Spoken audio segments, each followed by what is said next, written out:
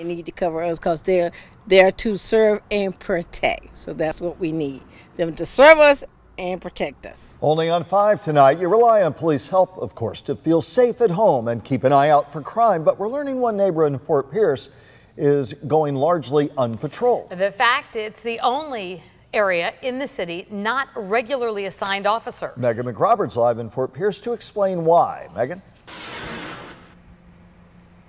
Michael Kelly, I'm not identifying the exact area so as not to make it attractive to potential criminals, but through zoning rosters here at the police department, I've discovered that there's one zone in the city that has not had an assigned officer for quite some time. I got mixed reaction from taxpayers and residents in that area. Then on this side of the house. Almost 4 years ago, Sharon Durden was targeted by thieves in her Fort Pierce home. All of the blue, they came and stole all my TVs out of my home. It was the only time she has ever been a victim of crime in her 15 years living here. When they caught the guy, we haven't had any more problems. Overall, crime in her area of town is low. But Durden says her situation proved crime knows no boundaries. She was surprised when we told her these zoning rosters for the Fort Pierce Police Department show her neighborhood often goes without an officer assigned on patrol.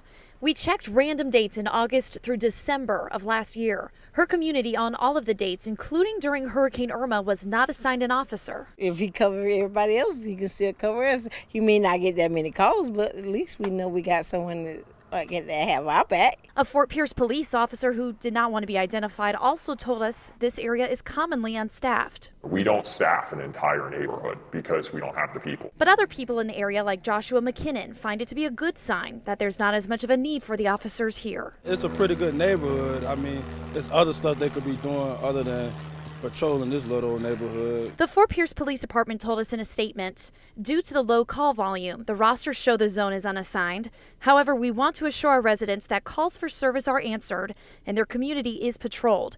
The safety of our citizens will always remain our top priority. The police department also told me it is still working with city officials to address the needs of the department to better serve the community.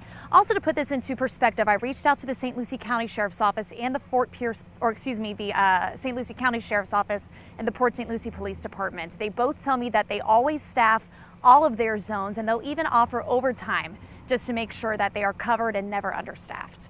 Reporting live, I'm Megan McRoberts, WPTV News Channel 5.